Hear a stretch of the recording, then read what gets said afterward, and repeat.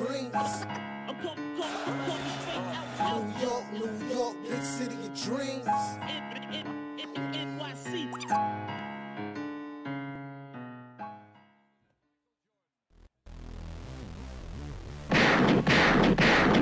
What's going on? This is Jay Ellis from the Nick of Time show here, giving you that Knicks talk just in the nick of time. And guess what, guys? The Knicks, they win a big one, man. They win a thriller. They beat the Rockets, who have one of the best road records in the league, 124-118. And we had contributions from our starting five, short OG Anunoby. All right, Josh Hart gives you 19 points, 5 assists, 8 rebounds on the night. Karl-Anthony Towns, Bodega Cat, gives you 22 points, 9 rebounds and 2 assists. Mikal Bridges, 22 points, 4 assists, 2 blocks, 1 steal. I'm liking the defense. My God, Mikal Bridges. And you already know the MVP, the captain, Jalen Brunson, gives you a big 42 points and 10 assists night with the clutch baskets to boot. Let's get it, all right? Knicks were down 11 points in the third quarter and still came back to win this one. And guess what? We did not win the rebound battle. That's usually one of the keys to the game, to winning. We lost 58-51, but still, Knicks find their way to prevail, getting stops, hitting clutch buckets, and getting a win against a scrappy Houston team who were down 2 players. They were down Fred VanVleet, they were down Sengun, but this is still a very formidable team who plays defense and locks you up. But today they were missing that clutch basket, but we wasn't missing the clutch baskets. We had the captain. We had the captain to close things out. So we're gonna talk about it all, the good, the bad, the ugly. But before we do that, I'm gonna introduce you to my guy, the Latin assassin, Escobedo. What's going on, Lee? Brother Jay, it's great to be here after an incredible loss, but incredible win. I also want to give a shout out to our guest here, Dexter Henry, who I'm sure you'll be introducing soon. I just want to mention that I think at this point in time, it's fair to say that there are 3 GOATs right now to cover the Knicks: Monica McNutt, Ian Bedley, and our main man, Dexter Henry. So I just want to give you your flowers, brother. Welcome back to the show. Thank you, man. Appreciate that. Absolutely. Goated. Of course, you already know. Of course, you're going to have to introduce our ex-D1 baller, Ebony. What's going on? Ebs, what's going on? How you doing, Ebs? I'm good. I'm chilling. We won. A win is a win. These wins you need too for the morale. The ugly wins. You definitely need this as team building exercises. So I'm just as excited to talk about this game today too. So even though it wasn't in the fashion that most would have wanted, I thought it was a good win. Absolutely. And of course, you already know our illustrious guest, NY God Game, my man, the GOAT, Dexter Henry. What's good, Dexter? How you enjoying this one today? I'm good, man. It's been fun. I appreciate the kind words from Lee. It's been fun covering the Knicks these last couple of weeks. I hope it's been fun for the fans, because at the beginning of January it was like all doom and gloom, and now everybody's feeling some of the good vibes. So listen, it's fun when you're covering the team. It's fun to see the fans happy, and this was a good homestand. They were able to finish it off pretty strong. So hopefully everybody's excited. I'm sure there's somebody out there that's pissed. Somebody's mad, because somebody could always be mad. But hopefully everybody's excited. There's always somebody mad, and just if you're on Knicks Twitter, you already see some rumblings Yeah. of fire. You already know who it is for OG stuff. But that's it. That's part of being a Knicks fan. We can win a championship, and there'll still be top fire tips chance. That's just the way it is. You just gotta take it with a grain of salt. All right. Facts. But we'll start off with Dexter, and I want to get your thoughts on this standout for this game. What did you think? What stood out in this game for you, Dexter? For me, JLS, it's going to be the resiliency. That's the thing in this game. If you're watching this game, especially coming off the Lakers game, where the Knicks were just outworked in that game and just didn't have it. They're down early. They're down 12 a couple of times in this contest, and you're like, oh man, I don't know if they're gonna be able to get over the mountaintop. Then they do in the third quarter, and then they give the lead right back. But how they played in the fourth, they stepped up their defense to do this without OG Anunoby. Yeah, their best on the ball defender in this game. The effort everybody gave, because everybody's gonna look at the offense, and then I'm sure we'll talk about Jalen Brunson, who was tremendous. But the effort they gave on defense in the fourth quarter, in a game which you mentioned JL, where they were, the Knicks didn't win the rebounding battle. They were dominated on the offensive glass. They did not have their best. I think the fight they showed there, the ability to force turnovers, and then Jalen Brunson. I mean, I've said this on a couple other platforms, said it on my show. You just starting to run out of stuff to say about him. Yeah. Because he gives, I think the Knicks fans, I think he gives his team that confidence. He's not going to let them lose. This, I think, was a big game for them. I think it was important that they finished the homestand 4-1. If you look at this, I think my biggest takeaway from it too is that they finished it 4-1, and they did it against another extremely quality Western Conference opponent, because that was all they faced here on this homestand. I mean, I know there's some Knicks fan out there that's mad, like, damn, they didn't go 5-0. And I hear you. You probably felt like they would. I think this is the game people might have thought they would have lost. Yeah, for sure. Because Houston's a good team. For sure. Houston is very scrappy. They still can use some outside shooting, but they can force turnovers. They can get out in transition. And the Knicks found a way to win. I say this all the time. Good teams find ways to win. Good teams find ways to win. Bad teams will find ways to lose, and good teams beat the teams they're supposed to beat. I think we can put to rest for now, the Knicks haven't beaten anybody. They haven't beat good competition. You saw the Kings were playing well. They took care of business against them, right? The Grizzlies came in and were playing well. They took care of business against them. The Nuggets, same thing. The Lakers, there was a little blip, but they bounced right back. So they beat, what am I talking about? Those are 4 of the top 5 teams in the West that they just beat on this homestand. So, yeah, you can sit here and tell me, they haven't beat Cleveland. They haven't beat OKC. They got swept by them. They haven't beat Boston. We'll see about that on Saturday. But and they're trending in the right direction. The defense is starting to look better. The team talked about it a lot last week when I was in the locker room. Things look like they're starting to trend the right way. The only thing I think, if you're concerned as a Knicks fan, is, all right, what's up with OG? He's day-to-day now. Can he get a little bit healthier? Those pretty good news on Mitch. He's now cleared for contact. So there's some good things. So if you're mad out there as a Knicks fan, you could be a little happy. That's all I'm saying. You could be a little happy. Just a little bit. Just a smidge. Just a smidge happy. Yeah. And you know what, Dexter? Like, for me, like I've said in this program many times, Knicks struggle against long, switchable defensive teams. Yes. To me, the first time we were able to beat the Hawks was a good sign for us, because that's a long, switchable defensive team. And I was like, wait a minute, maybe we found out a formula to beat these type of teams. So I was really looking forward to this team playing the Rockets moving forward. And then when we went down to OG Anunoby, I'm like, damn, I know we had the formula, but are we still going to be able to reproduce what we did with the Hawks with the Rockets? And it looked ugly, but we found a way to do that. So, which is why, to me, this was a big, gritty win, down 10 points in the third. Briefly took the lead in the third, just to go back down again. So it didn't seem like we was going to get the win, but we ended up getting the win anyway. So big, gritty win for these Knicks for sure. Facts. No doubt about that. It was a gritty win, and I think you'll take those wins as a fan. I think the Knicks will take those wins. I'm sure you're going to hear. So I haven't listened to all the sound of them coming out the locker room tonight, but I'm sure you're going to hear that. I'm sure Tibbs was pleased with the effort. I too, like you in this matchup, JL, I was worried about the size. Losing the length with OG, I was a little worried about that for them in this matchup.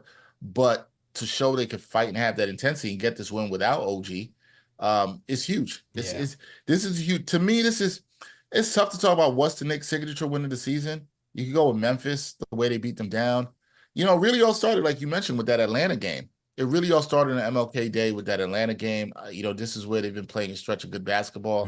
They've won 6 out of their last 7. And we knew the stretch wasn't going to be easy, but they've answered the challenge. And I still think there's another level they can get to. Me too. They've been talking about that. Like, the team has been talking about that. There's another level they can get to, particularly defensively. We know how good this team is offensively, but defensively, there is another level they can get to. And they're trending in the right direction that way. So I know they gave up 118 tonight, but being shorthanded without OG against this Rockets team, you'll sign for that. And how they executed down the stretch. You'll sign for that. Yeah. I'm looking at you, Towns, when he's talking about getting better defensively. Lee, let me get your thoughts on the game, man. Well, I want to start acknowledging who our opponent was.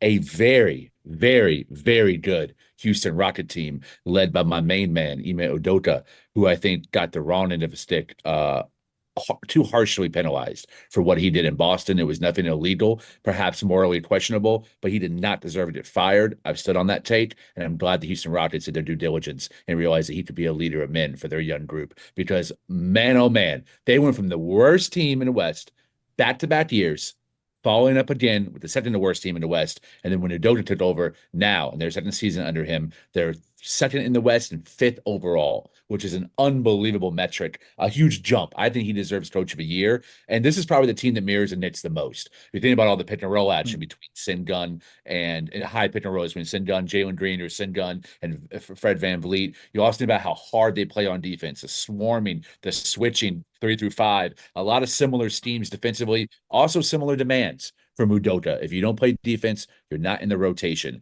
If you miss, the young players have short leashes. If you miss an assignment or you're not clearly communicating on the court when you get beat by your man, he's going to pull you and he's going to sit you on the bench. One thing that he differs with Tibbs is how far he's willing to go with his bench. He's actually a trust in a 10-man rotation right now, which is crazy because Jabari Smith Jr., Alperen Sengun, and Fred VanVleet were all out, and he's still rocking with a 9-10-man rotation. That shows how deep this team is. And another trait that he shares with Tibbs is when guys play for him, they play the best ball of their career. Absolutely, bar none. Look what he's turning Amen Thompson into, which is something a super switchable Scottie Pippen, Ron Artest hybrid, Meta World Peace hybrid, who can defend 1-5, unbelievable athlete, rim protector, shot blocker, steals, a beast. Jalen Green finally maturing under his guidance, really picking his spots, shrinking his shot diet, getting good looks, not settling for bad shots, difficult shots, and then Alperen Sengun, first-time All-Star, probably going to be an All-NBA, in my opinion, second team. Absolute beast, one of the best passing bigs in the game, and has improved into a positive defensive plus-minus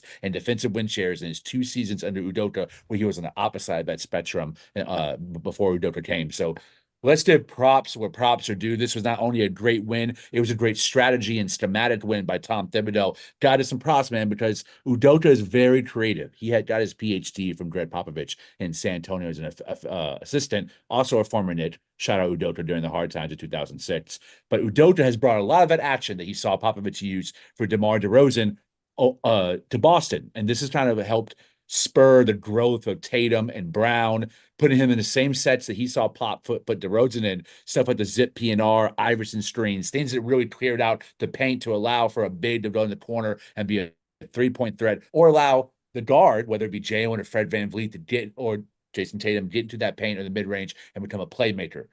This is very dangerous offense because it really allows all 5 guys to be a weapon, but it also means you need to play a long rotation where the guys can keep up with the demands, the rigorous demands of the full court defense, full court press that he also employs more often than he doesn't. So overall, excellent win. Awesome schemes, also adjustments. I love the hot party minutes. Love that Tibbs broke glass and said, you know what, we need a different look here tonight. Overall, I was very impressed. I put the last couple of L's on Tibbs. I put this win on him and Brunson tonight. I agree. Abs.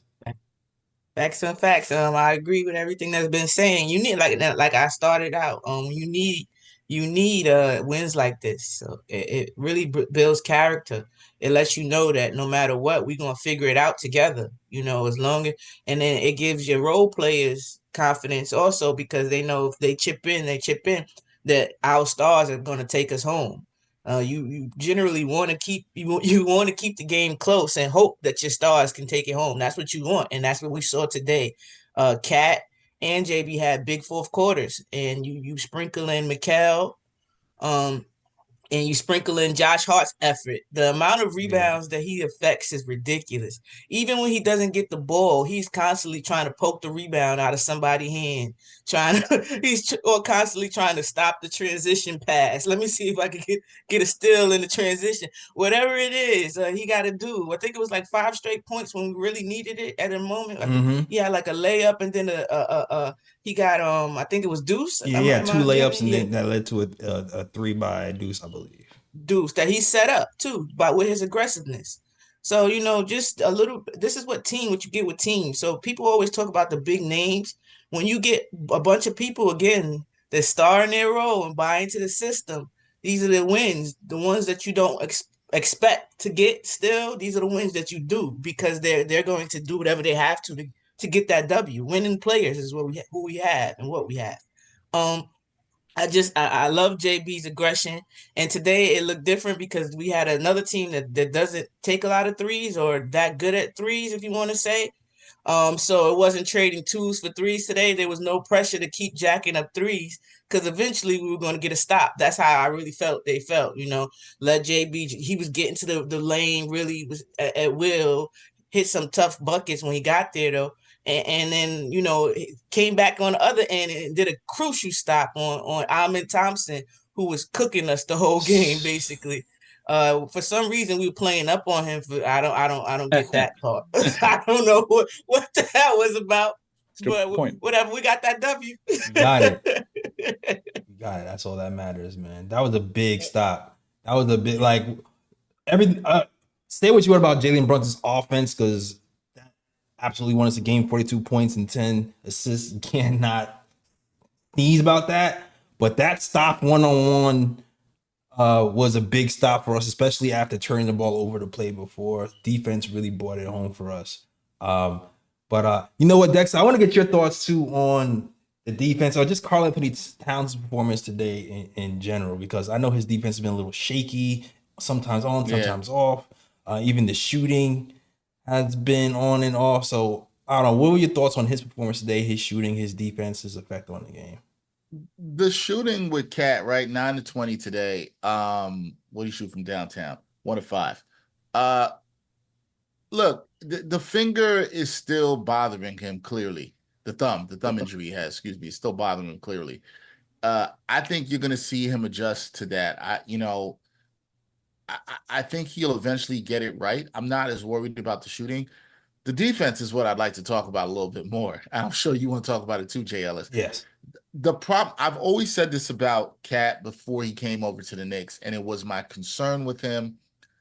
It's reared its ugly head a couple of times this season, not a whole lot. I think about 7 or 8 games in particular, but it's the stupid ticky-tack fouls where you're like, he picked that second foul he picked up in the first quarter, where it's like, what are you doing? You're fouling somebody 30 feet away from the basket. There's no need for you to be physical there. He just sometimes picks up really dumb fouls. And look, the guy's had an all NBA level year. He's going to be, he's going to be an all-star. He's got an all NBA level year. He's been fantastic offensively. But this is where I know Knicks fans are going to be watching. The very intelligent Knicks fan base we have out there is going to be watching in the playoffs. You cannot have stupid fouls like that in the playoffs. Yeah. Possessions are more valuable. The game slows down. Everything starts to shrink. Everything is magnified. You can't have that. And so that's something he's got to clean up. The thing I think about Cat is it's not that he doesn't give effort, because he does give effort.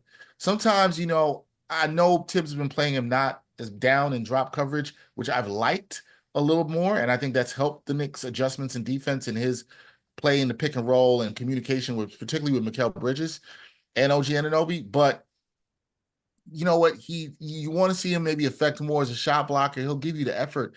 It's fine. Use your size. We know Cat is not going to be Mitchell Robinson. We all understand that. He's not going to be Patrick Ewing. He's not going to be any great Knick defensive center you could think about. But you can't have the stupid fouls because they need him on the floor. Yeah. In this game alone, he had 11 points going in the fourth quarter. He had 11 in the fourth quarter and was starting to cook again. Yeah. Right? And then he fouls out. This is where the stupid fouls hurt you, because now when you could use his offense and use him in mismatches, because the Knicks did have a little bit of a size advantage, they weren't able to utilize that size advantage, with Cat in this game because he wasn't on the floor. So that's kind of my frustration with him on the defensive end. The thing I take from Cat, and I just from being around the team a little bit, and I think his teammates are saying this too, he is working on this. He knows he needs to be better on this. And I do get a sense of the commitment from Cat to do it. But I'll say this right now, if he doesn't, and this rears its ugly head in the playoffs, fans, y'all are going to be all over this. Yeah. I know y'all will. And look, we in the media, we're going to be over it too, because it's the thing I think everybody's waiting to see that in the playoffs. What he did a good job last year for Minnesota during their playoff run was his ability to stay on the floor. Maybe outside of the Western Conference Finals. But for the first 2 rounds, he was doing a pretty good job of being able to stay on the floor, not picking up those stupid fouls and helping his team. He's so good offensively. The Knicks need him on the floor. He played, I know he still got 39 minutes tonight, and he was a plus 16. but you're not as productive when you can't be that aggressive defensively. You're hurting the team. And look, this is a good Rockets team. And when the Knicks face better competition in the playoffs consistently, you can't have him picking up these stupid fouls. So that's my thing about his performance. His 11 points in the fourth quarter, greatly appreciated. No doubt about that. Needed it, right? So I don't want to kill him for that. And he did have some active plays a little down the stretch before he did foul out. But you want to see a little bit more from Cat when you need you on the floor. Look, it's a better performance than he had on Saturday night against the Lakers. Absolutely, because he was MIA in that game, right? He was MIA in that game, couldn't find him. So I'll give him credit for bouncing back somewhat in that way, but you also got to be on the floor and playing without fouls and not picking it up against, lesser caliber players than you. It's not like you're going up against a Joel Embiid or a Nikola Jokic. So yeah, that's the effort I want to see better from Towns, and I think Knicks fans will want to see that too. But I get the sense that he knows it, but I think if he can pick up and be better at not making those mistakes, it's going to help the Knicks defense elevate to where they're trying to go, which is they're trying to be a top, 12, 11, maybe even 10 defense if they can get up there. That's where they're trying to get to, and so he's got to clean that up for sure. Yeah. Last I checked, we were top 13.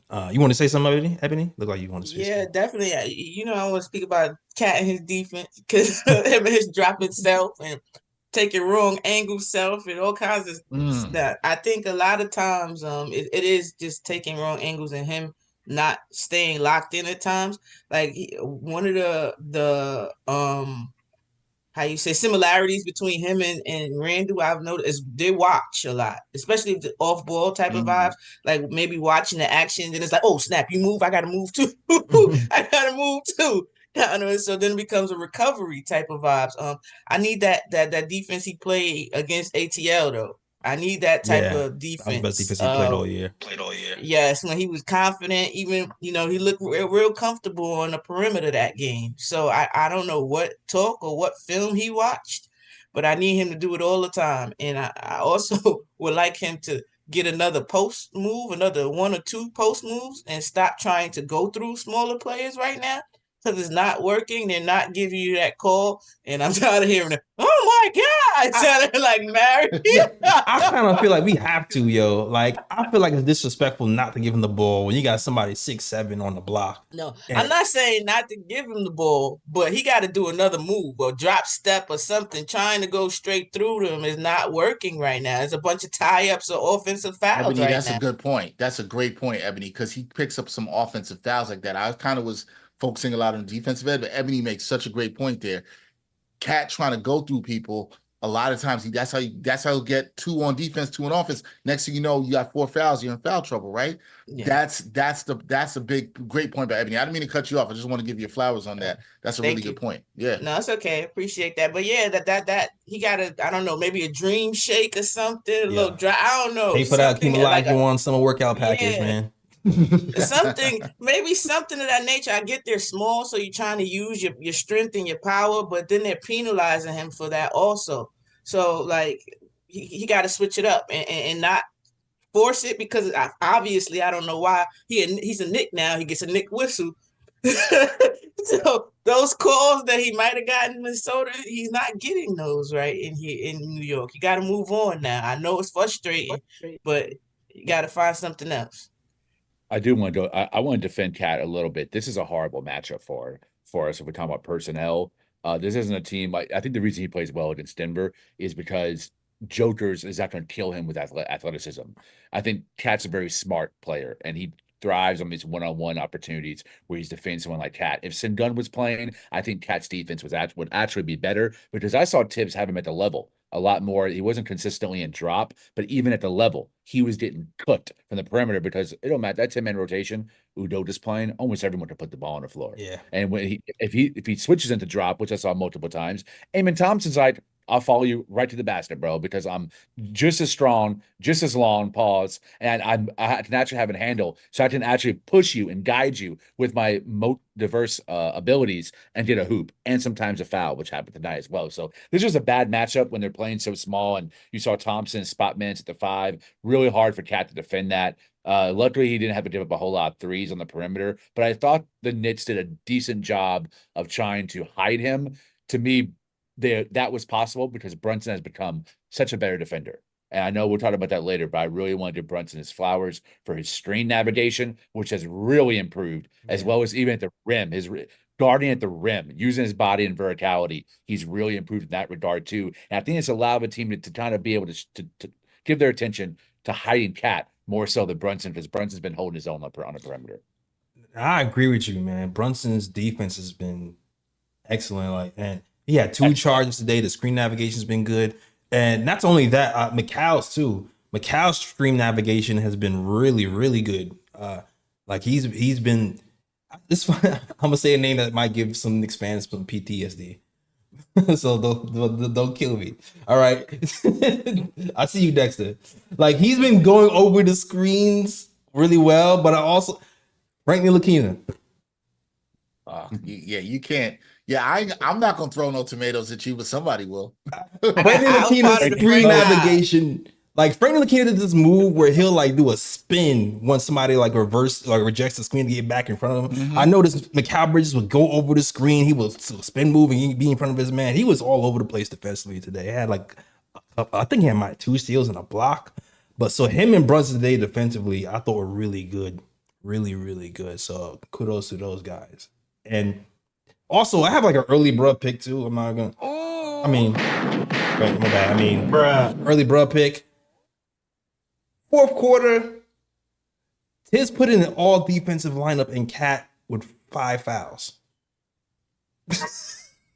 Bruh. What? He took Brunson out, put in Deuce, and was like, I'm putting a Cat at the 5 with 5 fouls for your defensive lineup. Remember the good morale? He trying to give him some trust. Like, I got you. Maybe it's like a reverse psychology. Like, you can do this, Cat. Like, you don't foul out. Like, you can do this. I don't know. I think there's something to that though, Ebony. I think Tibbs is trying to, not just Cat, like trying to instill some confidence in the bench. I think, I know the minutes police out there. I understand all that, but I think you got to give Tibbs a little credit since the Atlanta game. He's gone to the 9-man rotation. He's tried giving some guys some more minutes. Look, he doesn't have a lot of size off the bench, and even more so tonight with OG being out. But look, he went to Hawkporty, which a lot of y'all out there been asking for. Mm-hmm. He did not go to Sims. Now, I think that is telling for a little bit of reasons. Maybe Sims is getting moved before Thursday. I found that interesting. He did not go to Sims here. A lot of y'all been asking for Hawkporty. Now, Hawkporty struggled. He picked up 3 quick fouls as well, too. That didn't help. But still, he was the first big off the bench in the second half. So I like that from Tibbs because he's adjusting. He's getting him some minutes. I thought that was cool. And I think he's trying to figure out ways to steal minutes and give his guys rest. I know since KG and Paul Pierce made those comments, it seems like he's sort of toned it down a little bit. I don't think that's necessarily a bad thing. Again, I don't love that lineup, Jay Ellis. I hear you. But I think you do. I do believe in you got to get confidence to guys and pick spots at different points in the season and try to do it. Maybe for Cat, yeah. See, can you hold us down? Can you not foul out? I'm gonna see if you can rise to that occasion. Let's see if you can do this. Yeah, and to me, it wasn't even a foul. To me, when I looked at it, it looked like to me Cat was trying to jump backwards, and they called it what's incidental and what's not is still like I don't know this season. But I just thought that was a good call. I mean. I hear you though. I would have went Sims personally, knowing that Ariel was, a foul machine and Cat had 5. And we need to stop. I would have went Sims, but to each his own. That's a tough spot to trust Sims there, and that he hasn't played all game. I mean, he put in for defense in the first quarter. Yeah, I listen. Hawkporty gave good minutes tonight too. I gotta say that. You gotta like the minutes, and I think getting early minutes in the game can do wonders for these young guys' confidence. Mm-hmm. I've been saying this all season long with the minutes police whole discussion. Can you find 5 minutes for? I actually been screaming for more for 5 minutes for Gadier. That's the guy I've actually been talking about a lot. Yeah. Because I think the Knicks needed some size and depth at the wing, and I thought that was a guy that could learn from 5 minutes a game just coming in. But is his toe still injured though? Because I know tips. his toe was injured in the G League. I just figured that's why Yeah, he hasn't been and coming that's in. why he hasn't been dressing. He hasn't dressed, I think, in the last 4 or 5 games. So I think that's it. But that's I think key for the Knicks are going to need some. The Knicks are going to need some depth at the wing. We'll see if that's something they address before Thursday. Torrey Craig got waived today. I was going to mention. I think that's a name to keep an eye on. That's the move. I think that's the move too. I'm with you, Lee. I think that's a good move for the Knicks. He's somebody I would have thought about them maybe trading for because he was on a 1-year deal. Now you can get him on the buyout market. Much better. He can shoot, shoot the three decently, especially the corner three. He can defend. He's 6'8". Right. So, yeah. Everybody here likes Torrey Craig. You would like that as a pickup? Yes. I like free as me. I'm cool with Torrey Craig as long as we know. Yeah, not gutting us and we sending picks and all this other stuff. I'm cool with addition without the subtraction, really. Yeah, I think that could be a win it could be a real win for the Knicks if they pick him up, and then if they move like Sims in another smaller move. It wouldn't shock me if that's all the moves the Knicks do this week. If that happens, that's not a bad week. Even if they don't trade anybody and they just pick up Craig, I don't necessarily see that as bad. Yeah, I think there was a point in time where I was like, oh man, that other wing that we needs to do all these different things on offense and on defense. Mm-hmm. I think the improvement of Jalen Brunson as an ISO defender, as a perimeter defender, and at the rim, Mikal Bridges absolutely is back to his elite defense. He has been unbelievable. Yeah, really so we've given Karl-Anthony Towns much deserved criticism on the defensive end, but tonight I loved how he was attacking mismatches. I was telling my pops watching the game, it should be spamming that post up with him on Jason Tate. He absolutely cooked Tate tonight in almost every post up that he put him in. I thought he was really, really aggressive, attacking wings and switches. I thought he was really aggressive with the handoffs. I think his handoff play has really improved as well. Not just the execution, but knowing when to fake as well. That's meant to flow into a downhill attack with Brunson or Bridges, and when OG's healthy, he's in that action too. It opens up the whole court, and him becoming more of an aware playmaker, an efficient playmaker, it limits what we need from that extra wing guy to where it can be someone like Torrey Craig, who checks off Leon Rose's boxes of does he have playoff experience, who's like 6'7", 6'8" on a good day, who can hit a three. I think he might even be hitting career high from the 3-point line tonight. That's really all you need, man. A simple Alec Burks level 3-and-D, maybe not as on ball as Alec Burks, but at least that skill set. To me, Torrey Craig's it, man. I was against it if we had trade Sims, because I had a feeling a second round pick was going to be attached to that to move off it. But if it's like you said, everybody said, free as me, you get him on the waiver wire. Oh, hell yeah. I mean, that's a prime opportunity to, if God forbid, you need someone to step in the playoffs. I think he can do it. Yeah, I agree. Once I saw that today, I was like, oh, that the Knicks. I'm sure the Knicks are going to be all over that. This is a destination he can come and play. He can get minutes now, especially early on. If he comes quickly in OG's, I don't know how long OG. I think the Knicks are going to be. I don't know this, so I'm not reporting. But they may be cautious with him until the All-Star break. They only have what 4 games to the All-Star break. So they might be cautious with him there, and I think that would be the right move. And then if you're coming back from the All-Star break, and let's say they added Torrey Craig from the waiver wire, and the Mitchell Robinson comes back after the All-Star break, as seems to be trending the way the word's at now. That's not bad. Yeah. Now the bench is looking. I'm gonna tell you what, the minutes police, they're gonna be watching all that. That's for sure. They're gonna be making like who's Tibbs playing here? What's he gonna? How much time is Mitch gonna get? But I think, in all seriousness, though, I think it gives the Knicks and Tibbs a lot more versatility and some size off the bench, which is something that they need. So I think that could be really good for them going forward, and that would be a smart, shrewd move. I've been saying it for a while. I've been talking about it on our weekly live show. I don't know if the Knicks really need to make a big move. Lee, you're right. Torrey Craig kind of checks that box. Now, would you like a wing who maybe put the ball on the floor a little more? Yeah, that would be nice. But you know what? The cost for those guys is really high, and there's not really a lot of those dudes out there. So Torrey Craig is, more of a spot up guy, but he's going to give you D's, give you some size. I think it will be a fine move, and it's not going to cost you much. So, yeah, there you go.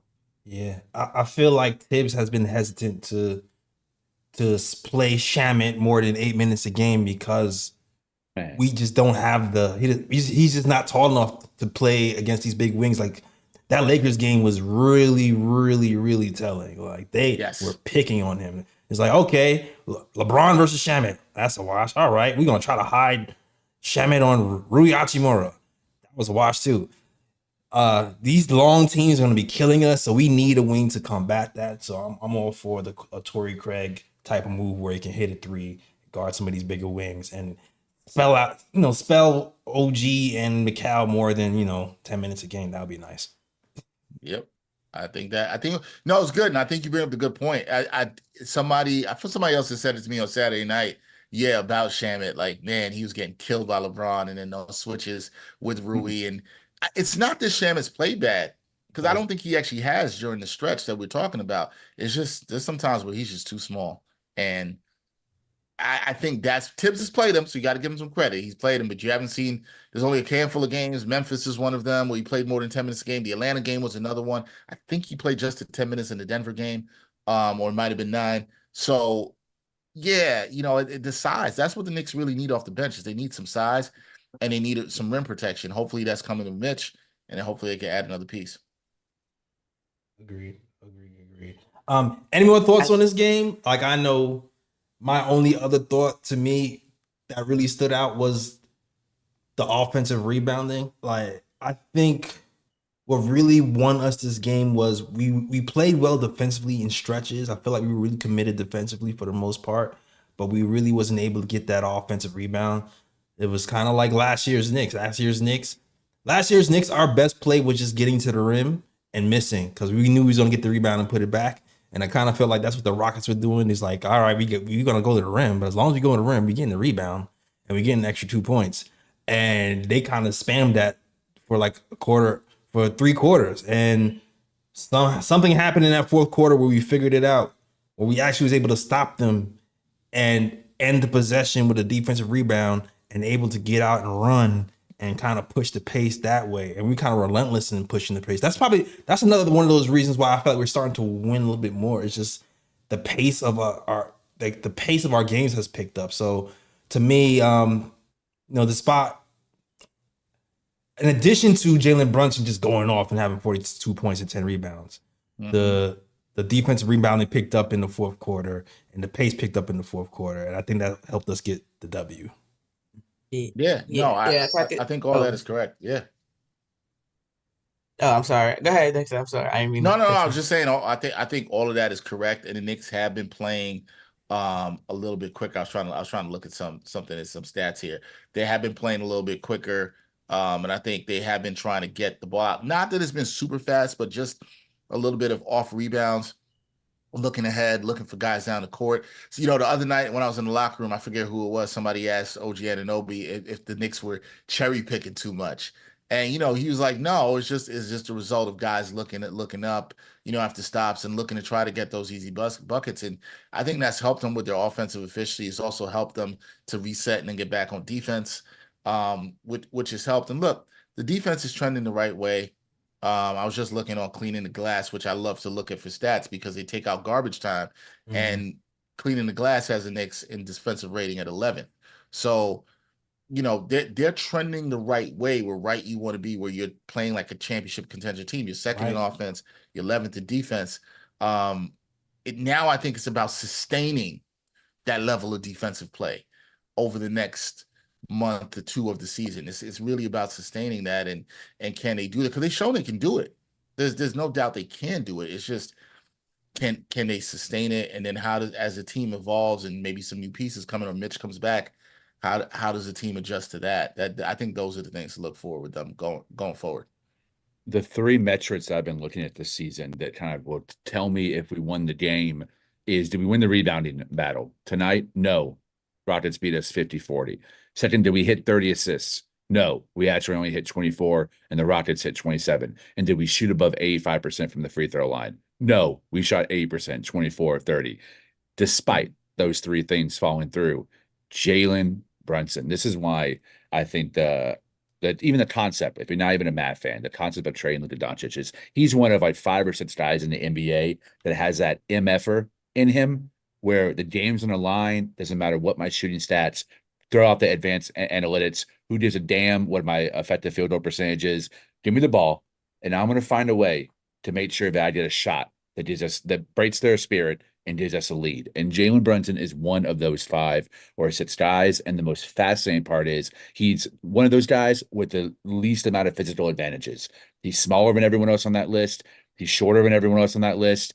He's less athletic than everyone else on that list. He has less accolades and spotlight and attention than everyone else on that list. Yet he can be depended on, not just in the regular season, in a early February game against the Houston Rockets, but in prime time Game 7 playoff mode. We saw it against the Miami Heat. We saw it against the Philadelphia 76ers. We saw it against the Cleveland Cavaliers. We saw it against the Indiana Pacers. He is that guy that when you need a bucket, you can give it to him, and he's going to get you one. The fact that the New York Knicks have one of those guys on their roster, potentially 2 of those guys on their roster, it's a beautiful place to be. And to me, I think the talent on this roster outweighs Tom Thibodeau's coaching deficiencies. And that's why one of the reasons why I paused. I ain't talking about firing him because I think we have enough on this roster in terms of that MFer that's going to get us where we need to go and hit the shot when we need it most. Wait, Lee. Are you back on the fire tips train? Oh, no. Okay. No. Sure.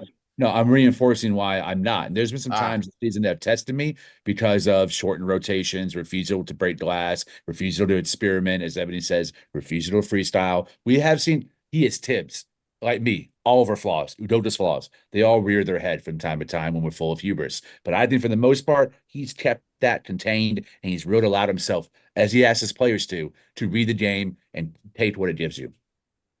Yeah. Got you. I definitely agree with everything you just said. I had on my halftime notes, I had wrote that we got to show better aggression, intensity on both ends. We got to find a way to get easier buckets. We were 7 for 10 at the free throw line at half. We shot 20 free throws. We shot 30 to end the game, right? So we got 20 free throws in the second half. Get easier points. There you go. Not just depending on having to score in your half court set. And then we were able to cause some turnovers. Got Mikal and Josh Hart involved. Get some easy buckets for them. And what we did was, I said we had to keep our players in front of us. We did a better job of that in the fourth quarter. Granted, they got some offensive fouls, offensive rebounds, but we even took that away a little bit at the end of the game. And not having Fred VanVleet, they had nobody to organize them. They're already a one-on-one team. Yeah. So that helped us out too. We just really had to stay in front of them. They're not a team that gets a lot of assists on the regular. And then what else? I forgot. Oh, Mikal's screen navigations. The way he gets over those screens is ridiculous. Elite. It was crazy. Yeah, it was the time where he looked like he was beat, still got through and got a block. So, and that was on Jalen Green. That was they needed those points. So, I just think we did a good adjustment in the fourth quarter of everything we didn't do in the first 3 quarters. We kind of buckled down, and that's when you need them to focus, lock in. So I will take it. I like the adjustment. And another key thing to Houston is they don't shoot that many threes. So if you beat them in the points in the paint and they do foul and you get to the free throw line, most likely you'll be able to beat them or stay in the game. And that's what we did. Yeah. I want to add.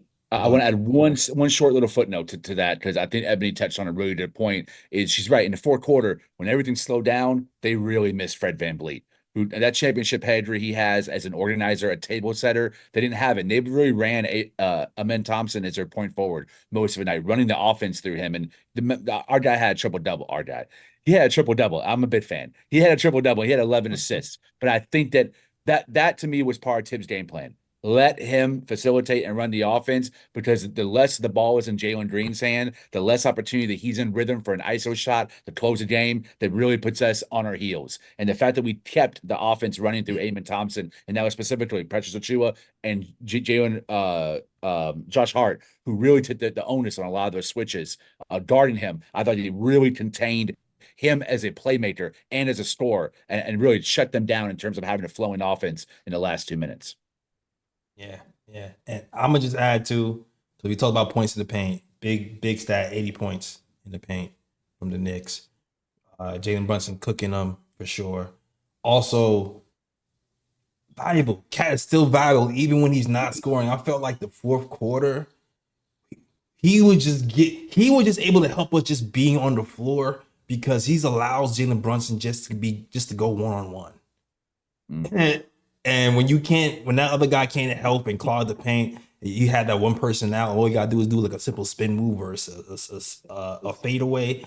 You're cooked. So even Cat being on the floor just helped Jalen Brunson get these 42 points. So Cat, you gotta stay out of foul trouble. That's Yep. it. That's He it. does. All right, I got nothing else to say about this game. I got nothing else to say about it. We talked about it enough.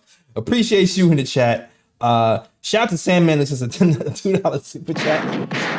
Sandman is going to stay on target with his message every single post game. Tom Fraudero still sucks. $2 super chat. Thank you, Sandman, for those $2. Man. Come on, Sandman. Chill, bro. Chill. Come on, man. Without fail, he's gonna spend those $2 to get that message out. All right. Only other thing, just okay.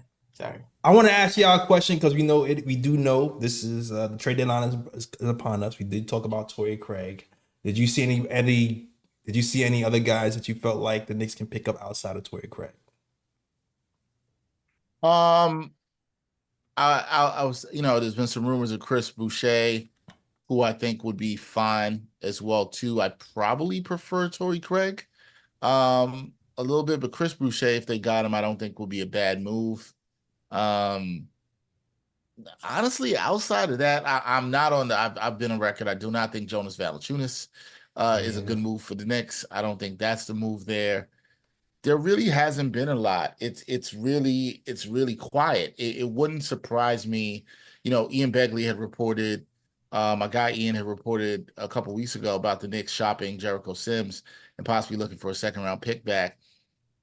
I could see the Knicks doing something like that to open up a roster spot to sign Torrey Craig.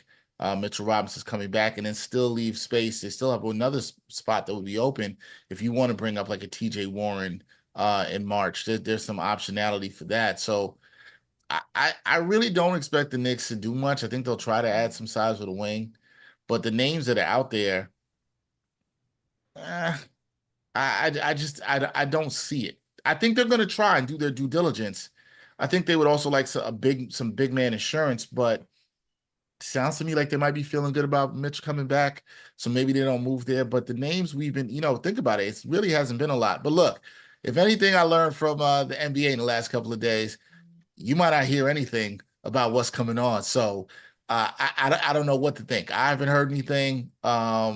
It has been quiet. I had Ian on with me last week. Ian talked about the fact that the Knicks were definitely trying to look to possibly add some depth at the 5 and also on the wing. I've heard that from other people I've talked to who cover the team, Stephen Bondi, other people. So I know that's true. But as far as names, there hasn't been a lot of names floated out there. So for me, yeah, I'm kind of like, if you could just sign Torrey Craig, I think that'll be cool. I know there's some of these Knicks fans out here want a star. That's not happening. Not happening. They think there's no Luka Doncic trade out there happening. That's not going to happen. So I think small steady moves. I like how this team has been built for the Knicks. I think the Knicks are in a good place. I think they just need to get healthy and continue to grow defensively. And, I think everybody sometimes wants to make the big move, and sometimes it's just internal development. Mitch coming back. I know Mitch coming back is a risk. I understand all that. You don't know if he can stay healthy, but we'll see. I think it's right for the Knicks to roll the dice on that and then take it from there. Chris Boucher, the only thing about Chris Boucher, he cost $10 million. So I feel like a Chris Boucher move would cost Mitch, right? I would think if he's a $10 million contract. Or if you did like Precious and Campaign, you would do that too. But see, that even me saying that is why I don't think they will do it, right? I think they want to keep the depth. I think it's more likely that they pick up a Torrey Craig, which doesn't cost them any assets, and maybe move on from like a Jericho Sims and see if you get a team that, I need a center for cheap. I'll give you a second rounder for that. I think that's more the play that you can see there. Again, I was thinking it's very telling that Hakordi played over Sips tonight. I think that was Listen, we've been saying very, that very for a telling. while because garbage time. Porty's been playing over Sims for about what 3 weeks now. So we've been kind of saying, "Uh-oh, it looks like Sims being shot just by the Sad. garbage time minutes." I'm Yeah, sad. yeah. And some of that might be them wanting, when at this time of year I look at everything like that because, just covering sports in the NBA as long as I have, it's guys, you don't want to you don't want somebody out in the court this time of year that you might be trying to move, even if it's a small deal like that, where you can get a second round pick. So it's interesting. Listen, like I said, I know the fan base has been clamoring for Huck Purdy. I think it's good minutes for him, but if the Knicks move on from Sims, who I don't think is as terrible as some people have made him out to be, No, No. and I think he's had some good moments this season, but he does look lost on offense. Um, yeah, I think it's fine. Listen, Thursday I'll be doing a trade deadline show, um, and I don't know if it's going to be that busy for the Knicks. I think there will be some fans that may be disappointed if it's not. But then again, like I said, I will keep saying this. NBA has shown us in recent days. We have no idea what is going to happen. We could be surprised. This is lying season, as I like to call it. Nobody's telling the truth. You don't know what's real out there. So believe half of what you see, none of what you heard, that whole thing. So you really, who knows? We could be sitting, JLS, you might text me on Thursday like, Dex, you see that? Nope. I'm like, see it coming. You know what I mean?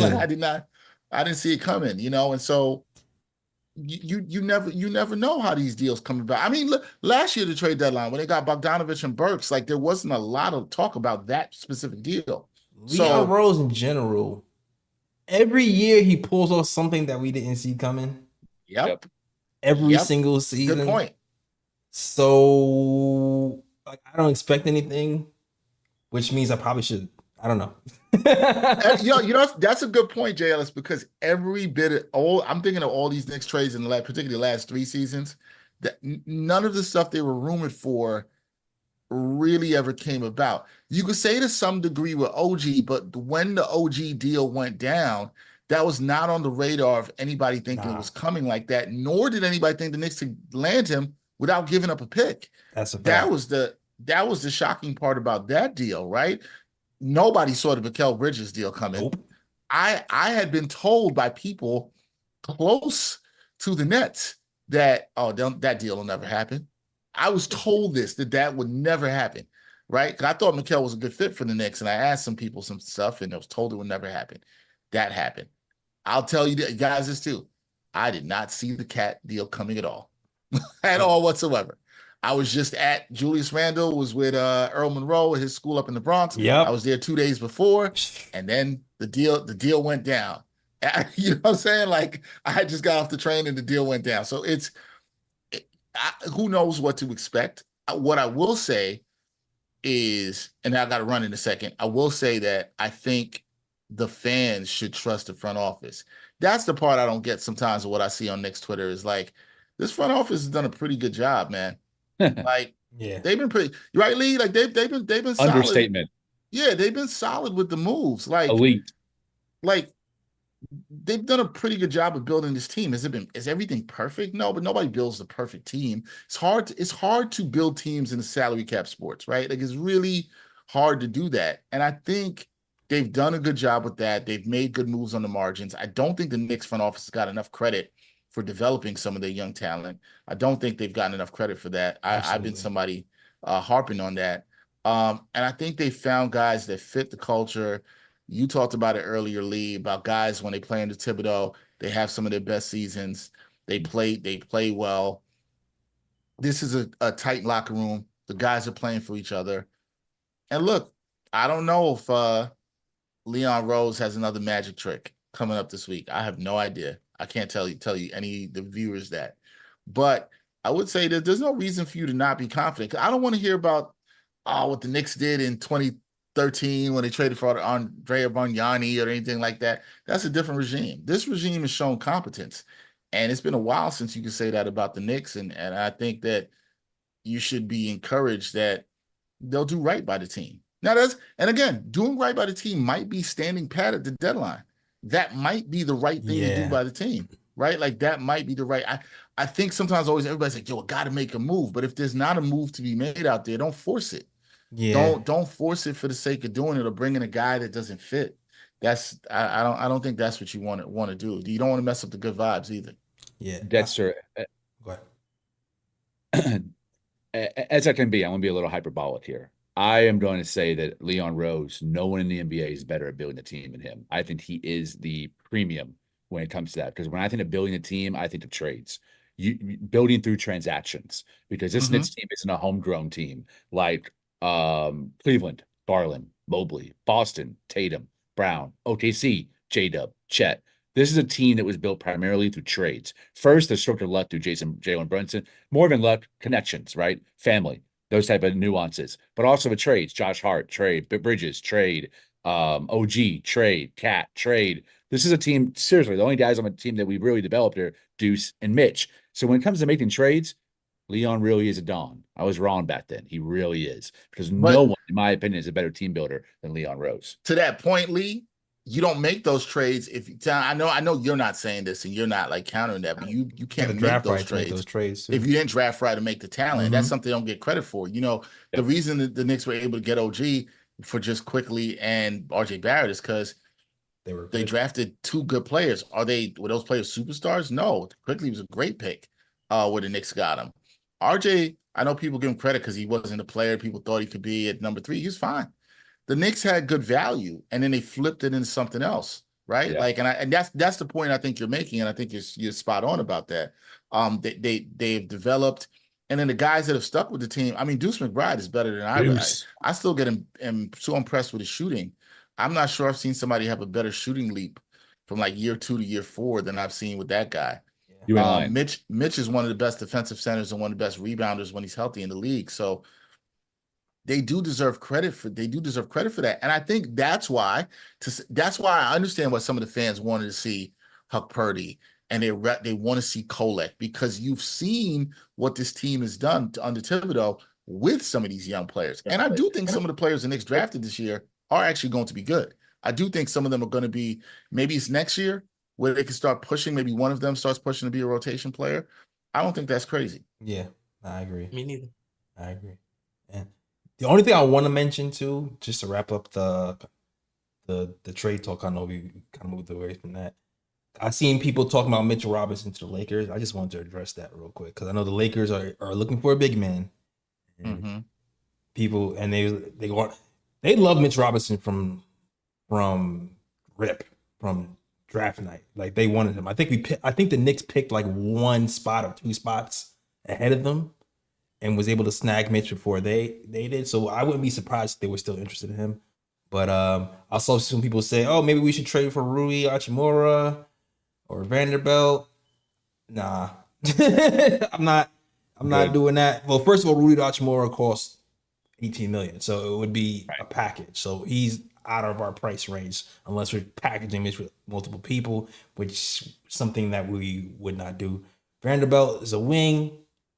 I like him defensively. Doesn't give you much else. Also, injured lines, kind of in the same boat. So I'm sticking with Mitch in those 2 scenarios. I'm not interested in making any trades with the Lakers. I just want to say that. That's it. Yeah, fair. No, don't help the Lakers, please. Please don't. Nah, you gonna give them what they need. That's exactly what they need. They need Mitch. You gonna give Luka a Mitch? Don't do that. They need a rim running center. Now they might take Sims. No, I wouldn't do that either. I wouldn't want him there. Sims a great defender. I think when he leaves, we see what we missed, to be honest. I don't think Sims is as bad as people make it. It's offense where he's lost. I don't think he's as bad on defense as people make him out to be. Oh, no. He's great on that end, I think.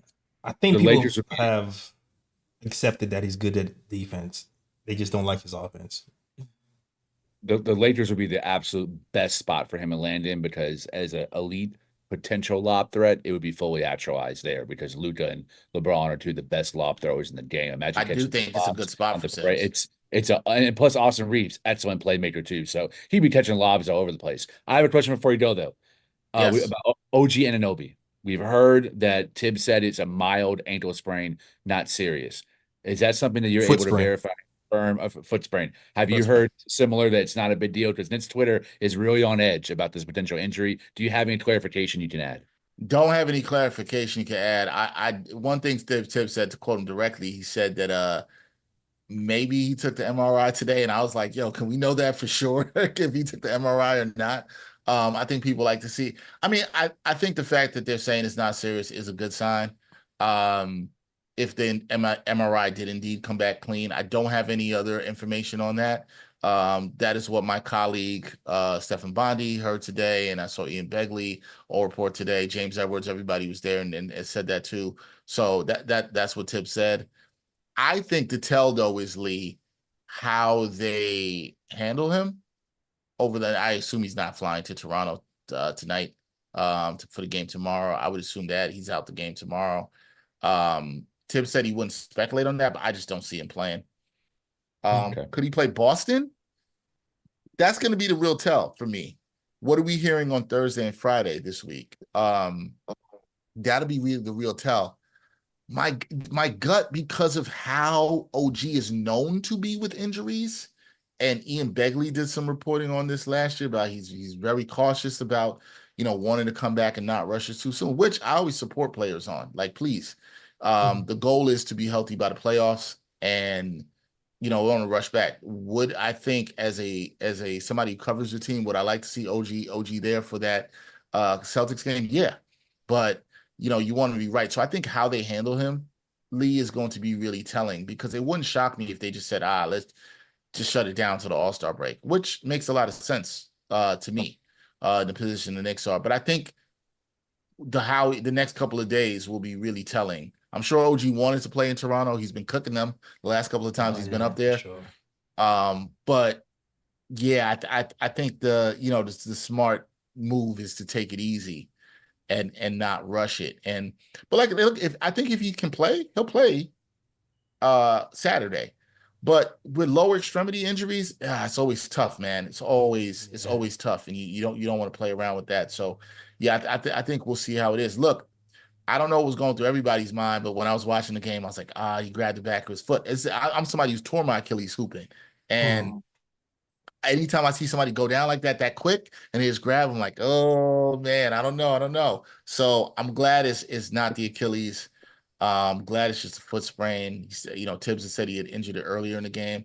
So, I know Knicks fans were probably thinking the worst, but it seems like it should be okay. Seems like it should be okay. Yeah. Thank you for that. Thank you. Yeah. Just rest OG. I know they've been listing him as day to day. They listed him as day to day earlier, and then they changed him out. So who knows what's gonna happen versus the Raptors. Like the guy said, hopefully he just sits out. And even miss the Celtics game. I'd rather play I want to play the Celtics when everybody's fully healthy. So I think we play the Celtics after the All-Star break too. So we just bring them back after the All-Star break, and I'll look forward to that matchup for sure. Yeah. Yes, sir. Back. All right. Facts. One of the positives I look about, and I didn't lose my mind with OGs. I try to look at injuries in the positive light as a fan. Like, okay, he's gonna get back to us, but how do these other players look like added with added usage? That's how. What do they look like with a little bit more opportunity? And we got to see more Mikal today, so that looked okay. So that's how I keep myself sane. Precious too. Yeah, facts. Precious look good too. So that's how I keep. What it was Deuce look like with added minutes and added pressure. You seen him in the fourth quarter today. So like I just that's how I look at it positively, I guess. It's a good way to look at it. Those opportunities for those guys. I think for Precious a lot, for him to step up. I think Precious has played good in the last couple of weeks. I think particularly because he's finally fully recovered and feeling confident. He talked a little bit about that last week. Feeling confident with where he is, and I think you're seeing that. The same with McDeuce too. His shot has come around. He's looking a little bit more confident. This is where you want to see those role players trending. Ebony, I think it's a good way of looking at it. Sometimes these even minor injuries can be a blessing in disguise, because it gives a guy like OG a chance to rest. it also allows other guys to learn how to flourish, and can they get their confidence before they reach the playoffs? I think that's a good way to look at it. It's always an opportunity for other guys to step up in big minutes and take pressure off, and you could trust them in different spots. So Tibbs gets more information on some of these guys, and the fans. We get the fans and the media get more information too. We all get more information than just how we see the team. So this should be good. I got to run, guys, but I appreciate y'all for having me on. I just want to thank everybody, Knicks Nation, you guys always for the support. I appreciate you. You guys got to come on New York Got Game soon, so we'll definitely have you on soon. Ebony, I told you next month you're up. Let's I got go! Oh, gunshots. Let's Yeah, go. we got to get Ebony. Ebony next month is Women's History Month, so we're gonna try to highlight a lot of the ladies and the great lady content creators around there. So Ebony is due to come on, and Hell yeah. Ebony, we're gonna chop it up, talk some hoops. That's gonna be a fun one. It's gonna be fun. Yes, I'm looking forward to it. Definitely. I had to, because you're the only person on here that hasn't been on. Like Lee's been on with me many times. Jay Ellis has been on with me too. So it's time. It's time, sis. It's time. Yeah. Let's get There it. you go. Hell yeah. I'm ready. I'm waiting. I I can't know wait. you're ready. I can't wait. There All you right. go. Shout out to Dexter, man. Thank you for rocking with us, and definitely check out his show Thursday. They're doing the Knicks trade deadline show. What time, Dexter? We're doing it at 2. We're rocking from 2 to 4. We will have Stephen Bondi will be joining us. Also Brian Lewis to talk on the net side, but we'll have some other guests that we're lining up too. So it should be a good one. 2 to 4 if you want to check that out.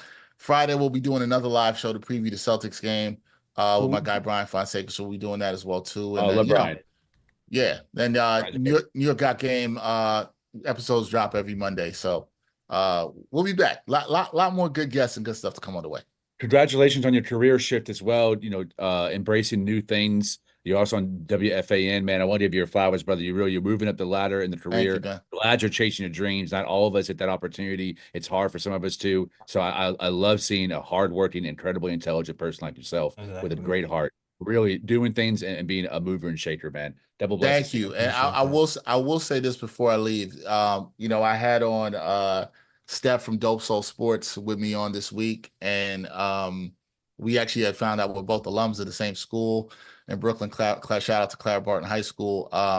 She was saying to me, and I know Lee, you've messaged me this many times. I know Jay Ellis, you've done the same. That a lot of the content creators out there appreciate me bringing them on. And a lot of times people say that to me, and I'm just I'm always like, yeah, man, thank you. This is what you're supposed to do. But I did want to say, because somebody came up to me at the game the other day and said the same thing, and was like, no, man, like that means a lot. We really appreciate what you do. And I just want to say I appreciate that people appreciate that, because it is focused, it is intentional. I like the opportunity to talk to different people, to use my platform for good, and talk to different content creators. So I think it hits me more and more as people say it to me. I just want to kind of give those flowers back when people say it, that I really do appreciate people saying it and seeing it, and supporting the other content creators and voices out there. Because I say to people, I don't want to talk to the same people all the time. Like that's boring, right? So I like talking to different people and connecting with different content creators who are doing great work, like you guys at KOT. I always come on a couple times a season and chop it up with y'all, and I appreciate that. So the more people say, I just want to give it back, because I realize how much it means to a lot of people, especially for a lot of Black and brown creators.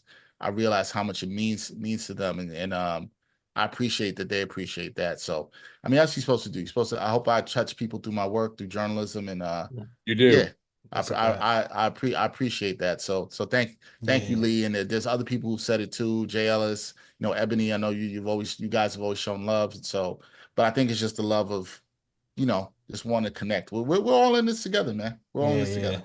We all want the same thing. We all want that shit. I always call him the Arsenio Hall of the Knicks content creator space, man. If y'all don't know, Arsenio Hall, he was the guys who's going to bring on the new players and the new voices, the new faces, and put them on. And that's why I call Dexter the Arsenio Hall. So shout out to Dexter, and thank you, bro. That's Arsenio Hall's one of the GOATs. So that's a huge that's a lot of love right there. Thank you, man. Of course. Knicks fans, we respect hard work. Facts. and keeping it real, keeping it honest. You still shows respect. Your takes have respect for the game always. So Always. I'm always gonna respect the game and always gonna respect the people. And yo, like I always say this, like we're all fans, man. Got into this journalism because we're fans. We love sports. Like we love to talk about sports, and there's a lot of intelligent fans and intelligent content creators out there. And shout out to everybody in the chat, people who are watching at this time of night. You appreciate that. So you're nothing without the people, man. I always say that, nothing without the people. And you always, I think as long as everybody tries to keep that focus with love and positivity, it's all good. It's all good. And we're missing 3 members tonight, but I know that Fritz, who's our best mod of the game, as well as Bill Porto and Ryan Gale, the best co-host in YouTube history. All 3 of them, all 3 have mad respect for you and love for you as well. And I'm sure they would say the same thing. Yeah, shout out to all my guys there, Phil, Ryan, Fritz. Yeah, shout out to all those guys. Always showing love. So I appreciate everybody. Thank you. All Thank right. you so much. Right. Appreciate you guys. Appreciate you, I gotta Dexter. bounce. But yo, peace and love, yo. We'll catch up soon. All right, yo. Catch you later. later. Oof. All right. Shout out to Dexter, y'all. Definitely. Big shout I'm out on to Dexter. deck. On deck, sis. Yeah, on deck, man. I'm Let's on deck. go. Let's get it. Yeah. Let's get it. I had some chats to shout out too. I was waiting. Mr. I had to put this one. Alexander said stability hive. I like that hive. I'm a part of that one. Yeah, I like stability the hive. stability hive. Yeah, for sure. Yo, if you like that show so far, hit that like and hit that subscribe, man. We here after every Knicks game talking Knicks basketball. People definitely excited about this when I see you in the chat, 74 in the chat. So I appreciate all you 74 watching live with us after a big Knicks win over the Rockets. And we got to get any Ooh and Bruh picks. So before we get into Ooh and Bruh picks, let me just show the chat love real quick. First of all, Gregory Lee's in the files with chat. It says Tibbs, aka Domber Tipson, is on the full side watch. He does anything dumb. Don't make adjustments. He has to go. Man. Yo, my YouTube, as I was reading that comment, my YouTube froze. I guess they didn't want me to read any more Tibbs slander. Just saying fire Tibbs after a great win. Yeah, it sure did. Yeah, what? It sure did, man. He said got to show consistency. Yeah, Stability exactly. hive. Stability hive. narrative hive. Yeah, exactly. me finish his. He spent $5. Let me finish before this because I got it back up. I said the Tibbson is on the full side watch. He does anything dumb. Don't make adjustment. He has to go. I'm saying it now. So thank you, Gregory Lee, for $5 for saying that. All right, now let's get to it, man. Let's get to it. It is now time for the other parts of the show. It is the bruh picks. Bruh picks are usually the stupid things, the dumb things that you want to point out and say it's stupid, it is dumb, and we are going to talk about it. You know what? Hey guys, in the chat, JT Riddick, Knicks Nation TV, Nostalgic Nick, Prezi the Boss, Alexander, Nostalgic Nick, all you guys. Has anything stupid, dumb that happened within the last, I don't know, 24 hours or so that you think we should point out? David Stern would never. I don't know, Lee, everything to say? Did you see anything, Lee? Anything dumb that happened? Oh man, I've been waiting my whole life for this moment. It's time to spin the block, baby. This is what I was born for. From the moment I came on this show, I am a Dallas, Texas resident, born and raised in South Dallas. Shout out Oak Cliff, shout out Grand Prairie, shout out Cedar Hill. This is where I'm from. I am in this city dealing with Mad fans every day. They are my arch nemesis, and I have been the only media member since he was hired to openly criticize our favorite bum, Nico Harrison. A name and not very many people knew then, but oh shit, everyone knows now. He is the laughingstock of ESPN, FS1. I'm sure there are Chinese, Russian, Jamaican channels that are roasting Nico Harrison 24/7 on their sports network, and rightly so. There's one thing you don't do as a GM. You don't trade a 25 megastar superstar from your franchise when he doesn't ask for a trade. You make it work the best you can. You do not trade him. You acquiesce, you compromise, you figure things out. You do not trade. And trading Luka Doncic before he even hits his prime, a guy who has a Hall of Fame career at 25, is the reason that I have said on The Guardian, on Deadspin, on Sportsnot, on Fansided, on Post and Toasting. I have made an effort to make sure that my byline on every publication at some point says Mavs need to fire Nico Harrison for a reason, because he inherited KP, Brunson, and Luka, and only has one first-round pick to show for all three. Had to attach a second to move off KP, sold him at the lowest value place. Got absolutely nothing for Jalen Brunson when he had two opportunities to re-sign him, and look at the super mega star he turned into in New York. Traded Luka Doncic for about to be 32-year-old Anthony Day-to-Day Davis, and Max Christie, solid 3-and-D player, but is not the type of return you get for a generational talent like Luka Doncic. I don't care if he smoked in hookah while he's 300 pounds doing headstands. You let that man have his fun, because he can drag a team of bums to the finals. And against the Boston Celtics, beat the OKC Thunder, beat the Minnesota Timberwolves. He was unbelievable. Had stats only Michael Jordan can say, he can claim. And you trade him because you're too arrogant to allow him to be a part of a culture you're trying to build, so you push him out. I'm the only media member on record saying fire this bum 2 years ago. And you can doodle my name and doodle Nico Harrison, and you will see the evidence. And now, for the first time, I am spinning the block and saying, I told all y'all so. All y'all Mad fans are arguing with me. Nah, Brunson was, it wasn't his fault. KP, he was shit. Y'all, man, what's done is done. The block is spun. Enjoy yourselves, because y'all about to enter purgatory hell for the next couple of years. I call facts. And I want to add on to the bruh pick, because David Stern would never, you understand, would never have allowed this. It would have been Chris Paul part 2. You're not going to no Lakers. That's crazy. Like, I just want to say, karma. Because that remember last year they tanked so we couldn't get the pick. Remember all that? It's all coming back. It's all coming back. This trade was so bad, Jay and Lee, that people with the last name Harrison is getting harassed, y'all.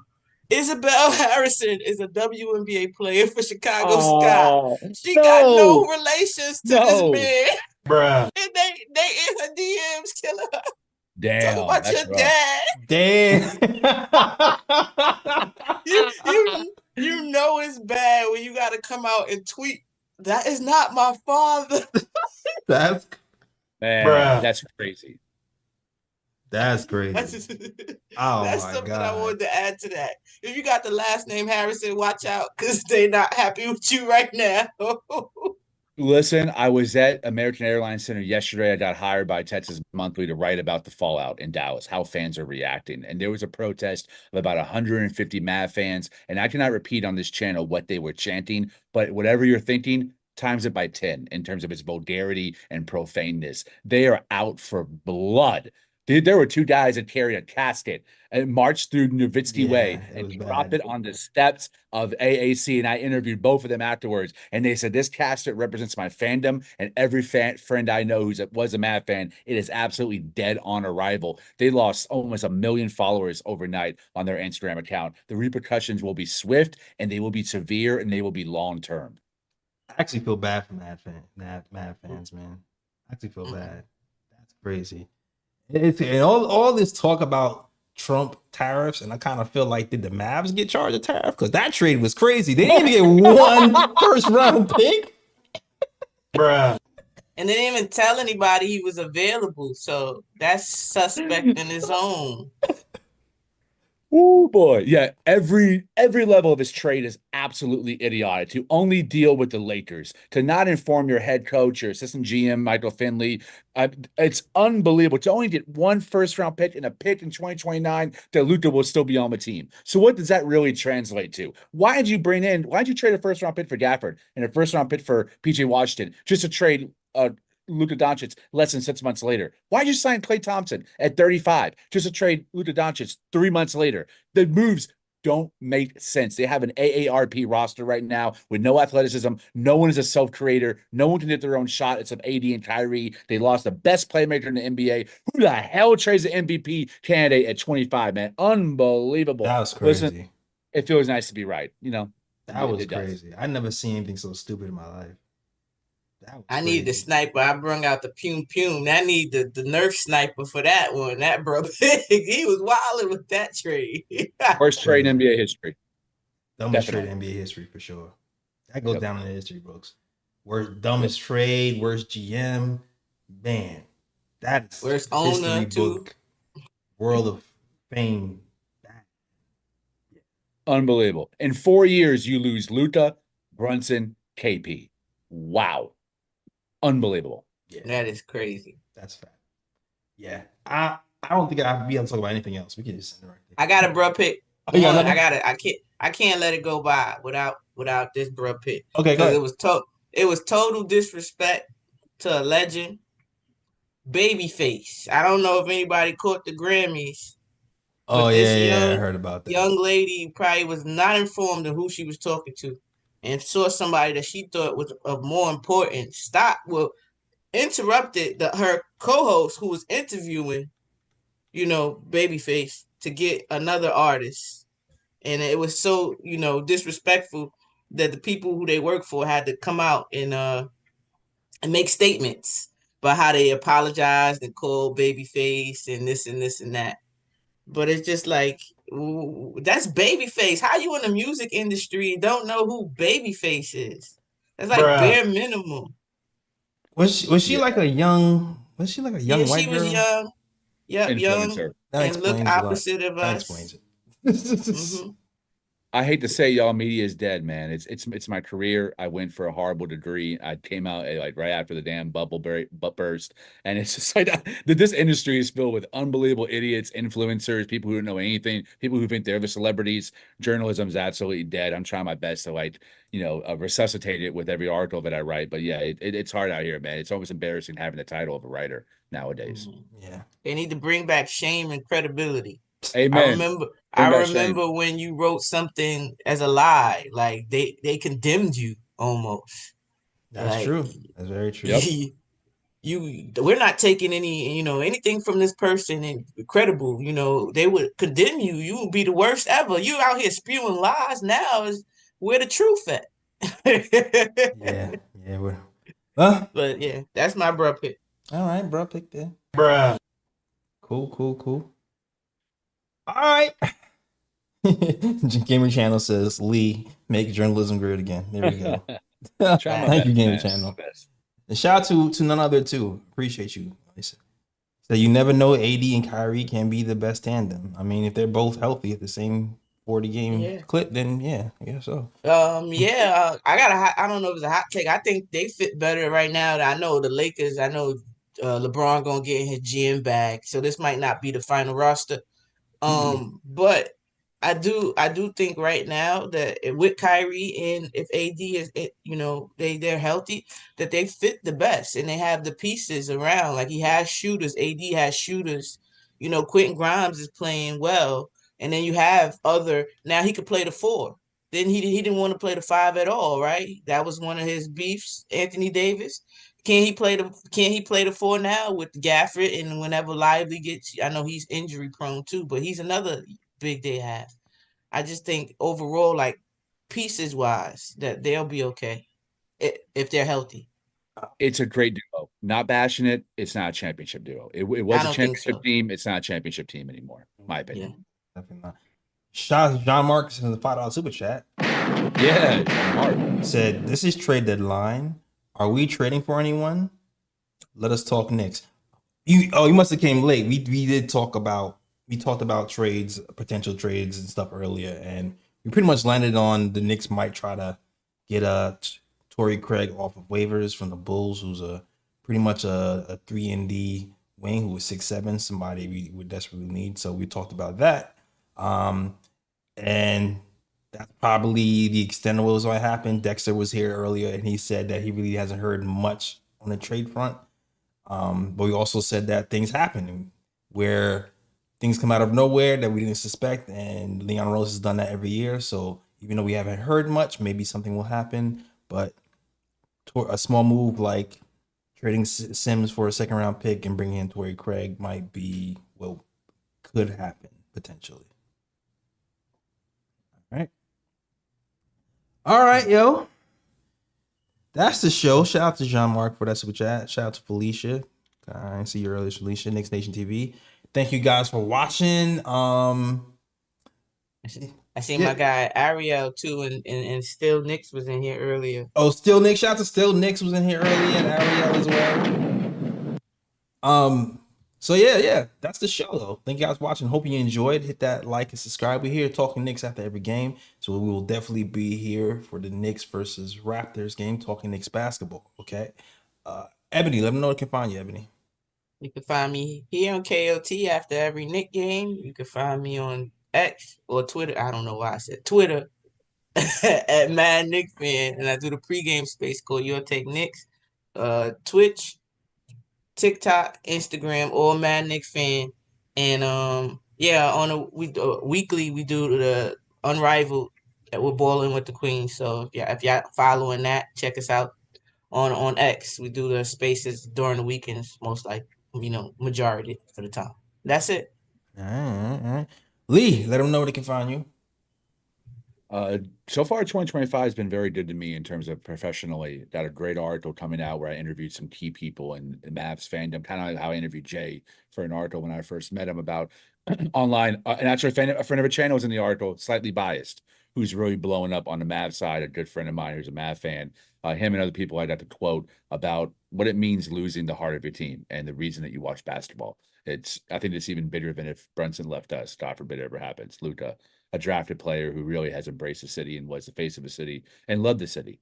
So yeah, that comes out tomorrow for Texas Monthly, which is huge, awesome opportunity. Congrats. As well as in the month of January, for the first time I tried to get my poems published. I've now had 5 poems published this month, which is shocking, to be honest. Like, unbelievable. Wait, hold on. Pause for a second. Let's just go through the last 2-3 months that Lee's had. All right. Lee is on a freaking professional rampage. What? 3 poems published, right? Signed to Bleacher Report. Yes. As a contributor. Interviewed by Ian Begley. Thank you, bro. Also, he had an article for the map about the Cavs. Yeah, Guardian. Written. I feel like I'm missing something. Yeah, also I brought on to Michelin. I'm writing for their website copy, which is like the premier food blog, another food blog, Infatuation. I currently am managing the Dallas list of best restaurants, best steakhouses, best Italian, best pizza. So yeah, it's been really unbelievable. I've been doing hard to paint, man. I'm dealing with some tough stuff with my mom, so I tend to channel it in work.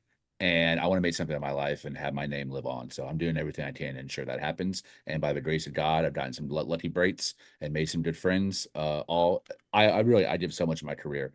Credit to you, JLS. I really appreciate you, and everything you've done for me has only enhanced my ability to be seen and heard. So all glory to God, but also all thanks to you, man. I mean that from the bottom of my heart. I appreciate it. I mean, look, I'm glad we was able to cross paths and all that stuff.